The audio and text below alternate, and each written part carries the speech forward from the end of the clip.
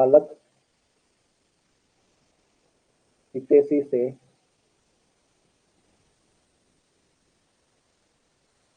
अर्थात बालक के अनुकूल से क्या अभिप्राय है। देखिए, क्या अभिप्राय है, क्या हास्य है, क्या आप क्या समझते हैं, ये सारी चीजें आपको पूछा जा सकता है। बालक हितैषी से आपका क्या अभिप्राय है, बालक हितैषी से आप क्या समझते हैं, बालक हितैषी से आपका क्या विचार है, ठीक है। या आपके जो बालक की हितैषी है उसका वर्णन कीजिए। या आपके ऐसा क्वेश्चन आ सकता है कि जो बालक की हितैषी है उसको वो प्रकाश डालिए। तो कुल मिला के कैसा भी क्वेश्चन आपको पूछ लिया जा सकता है। और जब अपन देखते हैं कि इसकी जो डेफिनेशन है, ठीक है, तो यहाँ पे अपन डेफिनेशन देखते हैं तो उसके अंदर आपको क्या बताया गया कि जो ऐसा कोई व्यवहार, आचरण, पद्धति, प्रक्रिया, रुख, वातावरण और बर्ताव अभिप्रेरित है, ठीक है। जब अभिप्रेरित है ये शब्द लिखा जाता है तो क्वेश्चन आपके या अभिप्राय के रूप में पूछा जाता है, या क्वेश्चन आपको हास्य के रूप में पूछा जाता है, या आप क्या समझते हैं इनके रूप में आपको पूछा जाता है। इन तीन क्वेश्चन फॉर्मेट में आपका क्वेश्चन बन सकता है। समझ में आई? पहला तो अभिप्राय हो गया। दूसरा क्वेश्चन आ सकता है क्या समझते हैं और क्या हास्य है। ये तीन क्वेश्चन आपके इसके संबंध में पूछा जा सकता है। अब इसके अंतर्गत अगर आप लिखोगे ना कि बालक हितैषी से ऐसा कोई,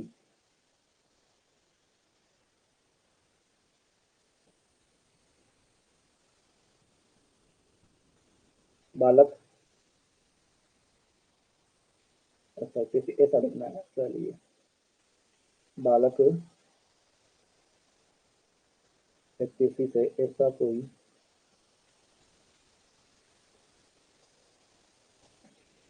देखिए, इसमें क्या है कि कुछ बातें बताई गई है, किसके साथ में ऐसा व्यवहार किया जा रहा है, ऐसा उसके साथ में आचरण किया जा रहा है, ऐसा उसके साथ में पद्धति है,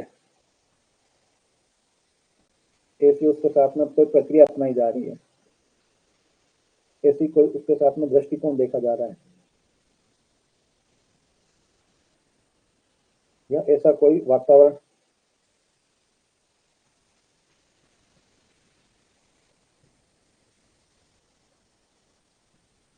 या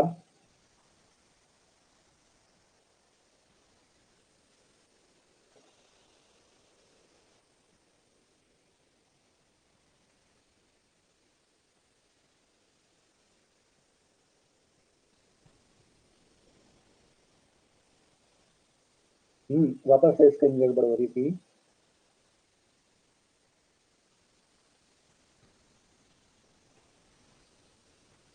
अब इसमें क्या उपचार है इसका देखिए। ये अगर इस तरह की घटना हो तो जो कि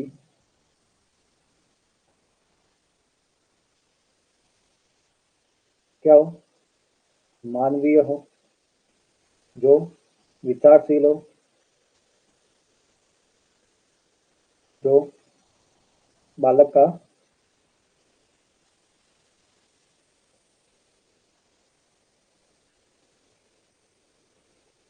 उसकी प्रॉब्लम सॉल्व करनी पड़ेगी, बालक के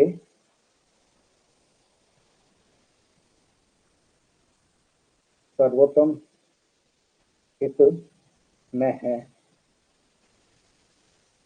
ठीक है। तो इस यहाँ पे आपको क्या करना है कि ये आपको समझनी होगी। बालक हितैषी से आपका क्या अभिप्राय है, तो बालक के व्यवहार, आचरण, पद्धति, प्रक्रिया, दृष्टिकोण, वातावरण या इस प्रकार से कोई भी उसका बताए जो अभिप्रेत है, जो क्या हो सकता है कि उसके मानवीय रूप में हो, विचारशील में हो, या बालक के सर्वोत्तम रूप में हो, यह कहा जाएगा कि बालक का सर्वोत्तम बालक हितैषी के रूप में आपका यह अभिप्राय है। समझ में आई बात? तो आज का लेक्चर कैसा लगा आपको? अच्छा लगा तो फीडबैक जरूर देना। और कुछ कमियां रही होगी, जैसे जो स्क्रीन में कुछ हल्की सी ये मूवमेंट कर रही है, इसको देखते हैं अपन। और जो पढ़ाया उसको आप नोट्स बनाना और अपने याद जरूर करना, ठीक है। क्वेश्चन फॉर्मेट में रहेगा, आराम से आप उसको देख सकते हैं। बिल्कुल। जब मैं यहाँ पे कमेंट देख लेता हूँ, किसी ने कोई कमेंट तो नहीं मारा है। बिल्कुल, बिल्कुल। जी, जी, आप में से कोई बोल रहे हैं। ओके सर, समझ में आ गया, कोई दिक्कत नहीं है।